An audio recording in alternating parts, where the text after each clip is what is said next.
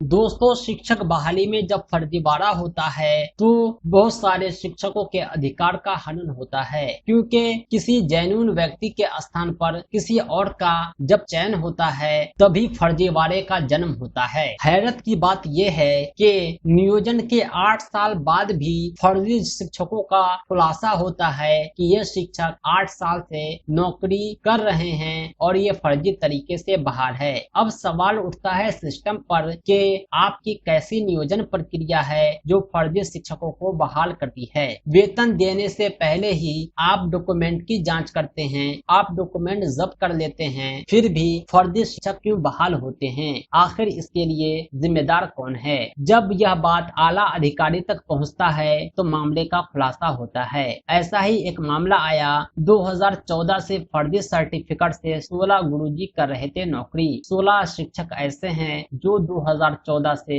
नौकरी कर रहे हैं फर्जी सर्टिफिकेट पे। 8 साल बाद फर्जी शिक्षकों का खुलासा होता है, फिर भी कार्रवाई नहीं हुई है। आइए हम विस्तार से बतलाते हैं, फिर आगे बात करेंगे। 8 साल तक फर्जी प्रमाण पत्र के सहारे फारबिसगंज प्रखंड में नौकरी कर रहे 16 शिक्षकों के खिलाफ अब तक कार्रवाई नहीं हुई। मामले के खुलासे के बाद इन शिक्षकों के खिलाफ 1 माह पूर्व प्राथमिकी दर्ज करने व राशि रिकवरी का निर्देश जारी हुआ था, लेकिन नियोजन इकाई की मनमानी के कारण अब तक कहीं कुछ न हो सका। इससे शिक्षा विभाग पर तरह तरह के सवाल उठाए जा रहे हैं। इन शिक्षकों पर सबसे पहले FIR होना चाहिए, उसके बाद इन्होंने जितना कमाया है सब राशि जब्त होनी चाहिए, लेकिन अब तक कोई कदम नहीं उठाया। नियोजन इकाई नियोजन प्रक्रिया की तरह इसे भी इग्नोर कर रही है। सबसे बड़ा सवाल ये है कि ये 16 शिक्षक 2014 से ही फर्जी प्रमाण पत्र के सहारे नौकरी कर रहे थे और किसी को कानो कान खबर नहीं थी। इस बीच नियोजन इकाई ने 4 ऐसे शिक्षकों का नियोजन बैकडोर से किया।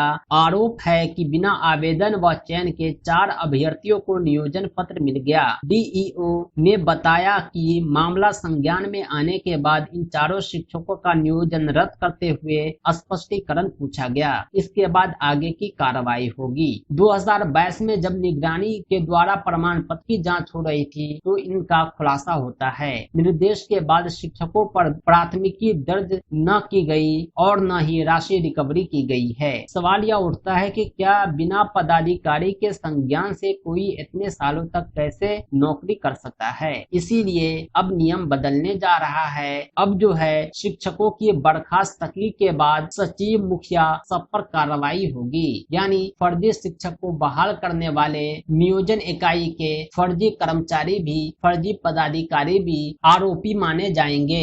इन पर भी कार्रवाई होगी। आपके जो नियोजन इकाई के सचिव होते हैं, आपके जो नियोजन इकाई के अध्यक्ष होते हैं, इनकी जिम्मेदारी है नियोजन प्रक्रिया को साफ सुथरा रखना। अगर नियोजन प्रक्रिया पर आंच आता है तो इनको जवाब देना होगा, इन पर भी कार्रवाई होगी। यह मामला अररिया में पेश आया है। अभी हम चर्चा कर रहे थे जिन बर्खास्तगी पर, उसी से संबंधित यह मामला है। जिस मुखिया ने, जिस पंचायत सचिव ने फर्जी तरीके से बहाल किया है, अगर वे रिटायर भी हो जाते हैं, अपनी सेवा से मुक्त भी हो जाते हैं, फिर भी उस पर कार्रवाई की जाएगी। इतना ही नहीं बल्कि नियमानुसार पुनर्काउंसलिंग करने का निर्देश दिया जाएगा। इससे फायदा उन अभ्यर्थियों को होगा जो जेन्युइन हैं। फर्जी शिक्षक जब बहाल होते हैं तो वो किसी का अधिकार खा जाते हैं। जेन्युइन अभ्यर्थी वंचित हो जाते हैं। जेन्युइन अभ्यर्थी को पुनर्काउंसलिंग का अवसर दिया जाएगा। DM ने कार्यालय आदेश में बताया कि मदनपुर पश्चिमी पंचायत में शिक्षकों की बर्खास्तगी के बाद रिक्त पदों पर नियमानुसार पुनर्काउंसलिंग कराना सुनिश्चित करेंगे।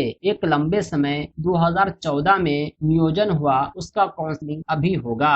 यानी जब फर्जी शिक्षक हटाए जाएंगे तो उस समय जो शिक्षक वेटिंग लिस्ट में थे उनको अवसर दिया जाएगा। और इसके लिए इन्होंने 30 दिनों का अंदर भी निर्धारित कर दिया है। 30 दिनों के अंदर ही काउंसलिंग करा लिया जाएगा। सभी अभ्यर्थियों को पुनर्काउंसलिंग में भाग लेने का मौका मिलेगा। जो उस नियोजन इकाई में आवेदन किए थे उसके पास प्रूफ हो चाहे न हो, लिस्ट में आपका नाम है, आप अपना डॉक्यूमेंट ले जाकर काउंसलिंग कराते हैं। ये एक अच्छी खबर है उन शिक्षकों के लिए जो फर्जीवाड़ा के खिलाफ हैं, जो जेन्युइन तरीके से नौकरी करना चाहते हैं, मेहनत की कमाई खाना चाहते हैं। दोस्तों, यह वीडियो एक अवेयरनेस के माध्यम से था। मैं यह चाहता हूँ कि ऐसी गलत काम न हो कि बहाली प्रक्रिया को रद्द करना पड़े। कोई भी शिक्षक बने, समाज के लिए दर्पण बने, समाज के लिए आईना बने। आप फर्जी तरीके से बहाल होंगे तो शिक्षा व्यवस्था पर आंच आएगा। आपका चरित्र तो खराब हुआ ही, बिहार की शिक्षा व्यवस्था भी धूमिल हो जाएगी। आप अपने कर्तव्य को समझे, अपने अधिकार को जाने। शिक्षक और शिक्षा से संबंधित हर खबरों के लिए, ज्ञानवर्धक जानकारी के लिए, इंस्टेंट अपडेट के लिए आप हमारे YouTube चैनल टीचर अहमद को जरूर लाइक करें। हमारी वेबसाइट www.teacherahmad.com को भी विजिट करें। विभिन्न बोर्ड और प्रतियोगी परीक्षाओं का PDF नोट्स, स्टडी मटेरियल पाने के लिए आपसे राब्ता करें। हम इंडिविजुअली आपके व्हाट्सएप पर DLED एंट्रेंस एग्जाम, सीटेट परीक्षा, दक्षता परीक्षा, बोर्ड परीक्षा का PDF नोट्स उपलब्ध कराएंगे। हमारा संपर्क सूत्र है 7631314948। इस नंबर पर आप कॉल भी कर सकते हैं, व्हाट्सएप भी।